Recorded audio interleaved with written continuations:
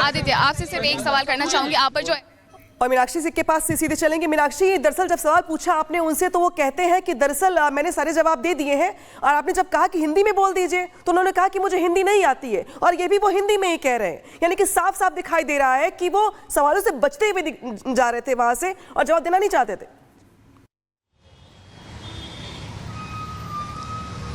बिल्कुल अनामिका, देखिए उनकी तरफ से एक लंबी चौड़ी प्रेस ब्रीफ की गई थी राजभवन के सामने आज, क्योंकि यूबीटी गुट के जो विधायक है वो वहां पर मिलने के लिए पहुंचे थे। आदित्य ठाकरे से सबसे पहला सवाल वहां पर महाराष्ट्रीयन मीडिया की तरफ से भी यही किया गया था मराठी में कि दिशा सालियान केस को लेकर के 5 साल बाद जो दिशा सालियान केस को लेकर के अब आप पर FIR की मांग की जा रही है, क्या कहेंगे? उन्होंने उस दौरान भी सबसे पहले शुरू किया कि नहीं, आज हमने मुलाकात की है, आज हम पहले काम की बात कर लेते हैं। यानी उनके लिए वो काम की बात मैटर ही नहीं करती। सीधे साफ शब्दों में मैं यही कहूंगी, क्योंकि उनकी तरफ से यही कहा गया कि पहले हम काम की बात कर लेते हैं, उसके बाद वो दिशा सालियान वाले मुद्दे पर आते हैं, दिशा सालियान वाले मुद्दे पर बोलना शुरू करते हैं। और उनकी तरफ से ये कहा जाता है 5 साल बाद, जब सवाल ये पूछा गया कि 5 साल बाद आप पर ये FIR दर्ज करने की मांग की जा रही है, क्या कहेंगे? तो उनकी तरफ से कहा गया 5 साल बाद जब मुद्दा उठाया जा रहा है तो आप खुद सोच लीजिए, ये सवाल आपके लिए है। लेकिन मैंने उनसे बात की, उनसे समझना चाहा कि आप उस रात वहाँ पर मौजूद थे या नहीं थे। आप पर जो FIR करने की मांग की जा रही है, जो FIR करने के लिए पिटीशन दाखिल की गई है, उस पर आप क्या कहेंगे? उनकी तरफ से यही कहा गया कि मुझे जो कहना था मैं कह चुका हूँ, अब मैं कुछ भी नहीं कहना चाहता हूँ। इस तरीके से वो वहाँ से निकल जाते हैं। लेकिन सवाल अभी भी वही खड़ा हुआ है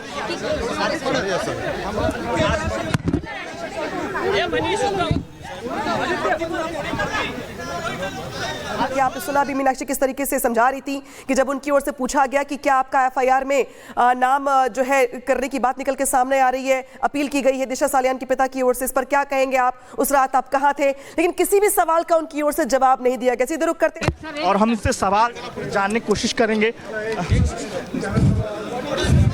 Aditya ji, podium podium podium podium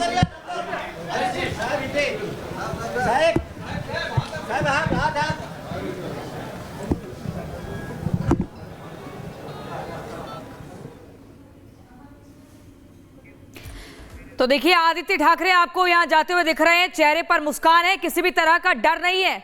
और ये वही आदित्य ठाकरे हैं जिनको लेकर FIR में नाम दर्ज करने की मांग की जा रही है। देखिए, आदित्य ठाकरे और उद्धव ठाकरे पहुंचे हुए हैं महाराष्ट्र विधानसभा में, और महाराष्ट्र विधानसभा पहुंचने के पहले हम उनसे बात करने की कोशिश किए, उनसे सवाल करने की कोशिश किए, लेकिन कहीं आदित्य ठाकरे बचते हुए नजर आए। लगातार ये महाविकास अघाड़ी की तरफ से ये कोशिश किया जा रहा है कि आदित्य ठाकरे और शिवसेना उद्धव ठाकरे पार्टी को किस तरह से बचाया जाए, पूरी तरह से कोशिश किया जा रहा है। बात किया जाए तो महायुति सरकार की, तो महायुति की सरकार शिवसेना, शिंदे गुट, BJP और NCP अजित पवार गुट के जितने भी विधायक हैं, मंत्री हैं, सभी का ये कहना है कि दिशा सालियान के पिता को न्याय मिलना चाहिए, क्योंकि उन्होंने बॉम्बे हाई कोर्ट में गुहार लगाया है। जिस तरह से जब सरकार महाविकास अघाड़ी की सरकार थी और जिस तरह से मामला आया, उसके बाद कहीं दबाने की कोशिश किया गया। जिस तरह से उस समय की मेयर थी किशोरी पेडनेकर, जो कि शिवसेना उद्धव ठाकरे गुट की थी, और जिस तरह से घर पर दिशा सालियान के घर पर गई और उनके दिशा सालियान के पिता से बात किया, कहीं पूरे दबाने की कोशिश किया गया। लेकिन अब ये मामला दबने वाला नहीं है।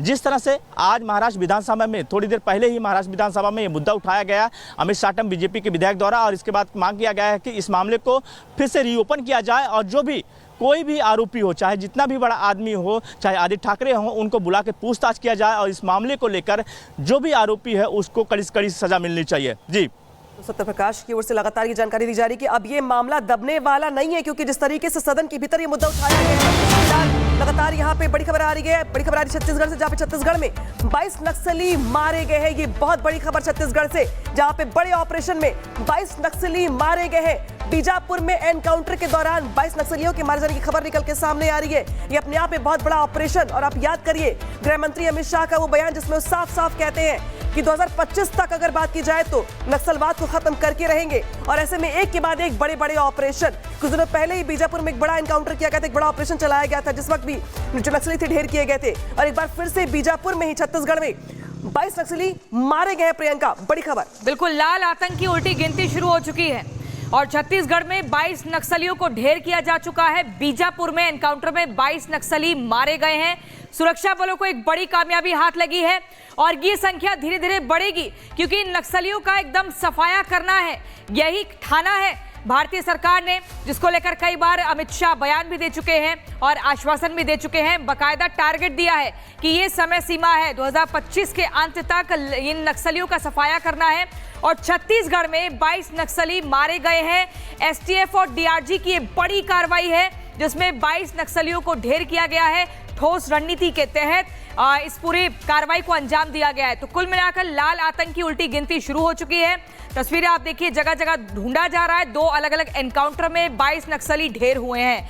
वहीं दंतेवाड़ा के जंगलों में नक्सलियों से मुठभेड़ चल रही थी जिसमें यह संख्या सामने आई है कि 22 नक्सलियों को ढेर। बीजापुर में 18, कांकेर में 4 नक्सली ढेर हुए हैं। सत्यविजय हमारे साथ जुड़ गए हैं। सत्यविजय, किस तरीके से इस ऑपरेशन को अंजाम दिया गया, क्योंकि एक बहुत बड़ी सफलता हाथ लगी है। लाल आतंक का कैसे अंत करना है, इसकी बानगी सबके सामने है। जी बिल्कुल, देखिए छत्तीसगढ़ से बड़ी खबर है जहां पर कि एंटी नक्सल ऑपरेशन के तहत बड़ी सफलता छत्तीसगढ़ पुलिस को, डीआरजी को और वहां की बटालियंस को मिली है, क्योंकि 22 नक्सली इस मुठभेड़ में मारे गए हैं। बीजापुर से 18 नक्सलियों को ढेर किया है, वहीं कांकेर से 4 नक्सली मारे गए हैं। इस तरह से टोटल 22 जो नक्सली हैं उनको मार गिराने में छत्तीसगढ़ पुलिस को बड़ी कामयाबी हाथ लगी है। चूंकि लगातार देश के गृह मंत्री अमित शाह ने कहा है, उनका एक टारगेट रहा है कि छत्तीसगढ़ को, खासकर बस्तर को 2026 तक नक्सल मुक्त बनाना है। और इसी अभियान के तहत लगातार, चाहे वो साल 2024 की बात करें, चाहे अब साल 2025 की बात करें, एक के बाद एक बड़े ऑपरेशन होते आए हैं। पिछले साल भी हमने, चाहे वो अवजबाड़ का जंगल हो, चाहे वो कांकेर हो, चाहे वो सुकमा हो, जहां पर देखा था कि 31, कहीं पर 24, कहीं पर 20, इस तरह से नक्सलियों की संख्या थी जिन्हें की मार गिराया था। और काफी एग्रेसिव मोड में प्लानिंग के साथ जो एंटी नक्सल ऑपरेशन के तहत जो टीम बनाई जाती है, वो प्लानिंग के साथ चारों तरफ से घेर के नक्सलियों को पहले वो कोशिश करते हैं कि अगर नक्सली सरेंडर कर दें तो कोई दिक्कत नहीं, अगर वो ऐसा नहीं करते हैं। आप यहाँ पे दे रहे कि किस तरीके से इस बड़े ऑपरेशन को अंजाम देकर, शुक्र तमाम जानकारी के लिए। और अब खबर आ रही है मेरठ से, जहां पे मेरठ हत्याकांड में तंत्र मंत्र का एंगल सामने आया है। मेरठ हत्याकांड को लेकर सनसनीखेज खुलासा हुआ है, जहां पे आरोपी साहिल के कमरे से शैतान की तस्वीर मिली है और कमरे में रहस्यमय तांत्रिक प्रतीक चिन्ह भी मिले हैं। और यही वजह है कि इस पूरे हत्याकांड में तंत्र मंत्र का एंगल जो है निकल के सामने आया है, क्योंकि आरोपी जो साहिल है, जिसने इस बड़ी वारदात को अंजाम दिया, उसके कमरे से जैसी चीजें मिली हैं जो इस बात की ओर इशारा कर रही हैं कि साहिल तंत्र मंत्र में भी शामिल था। से मिलती थी वो मुस्कान, आपको पता है? मुझे कुछ नहीं पता बेटा, मुझे मैं तो नीचे रहती थी, वो ऊपर कमरे में रह के। घर में हाँ, कोई है ही नहीं कोई घर में। किसके साथ आई हैं आप? मैं तो अकेले आ जाती हूँ। आप लोग को जानकारी थी कि वो शिमला गया है? नहीं, मैंने कहा तू कहाँ जा रहा है काके में, तो वो कहने लगा मैं घूमने जा रहा हूँ। मैंने कहा चल, कितने दिन हो गए घर घर में रह गए, घूमने जा रहा हूँ। मैं कहा, मैंने कि ये घूमने गया है। और मैं चली गई अपने मामा के। कहाँ?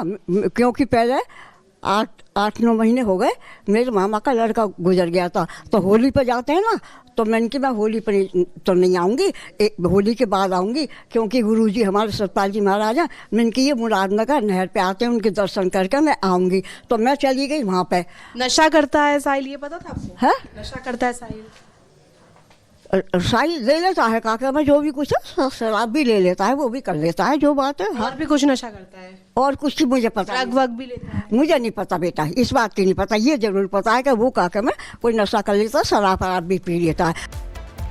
तो अब देखिए, अब मेरठ हत्याकांड में अब ब्लैक मैजिक की भी एंट्री हो चुकी है। कहा जा रहा है कि आरोपी जो प्रेमी साहिल है, उसके कमरे से बहुत ही आपत्तिजनक चीजें निकलकर सामने आई हैं, जहां पर शैतान की तस्वीर है और कुछ ऐसे चिन्ह हैं, ऐसे निशान हैं जो बहुत ही अचंभित करते हैं, हैरान करते हैं। कुछ अंग्रेजी में कोटेशंस भी लिखी हुई हैं जिनका मतलब काफी अलग है। लेकिन आप तस्वीरों में जो ड्रम देख रहे हैं, यही वो नीले रंग का ड्रम है जिसके अंदर जो मृतक सौरभ है, सौरभ राजपूत की बॉडी के 15 टुकड़े करके डाल दिए गए थे और ऊपर से सीमेंट का घोल डाला गया।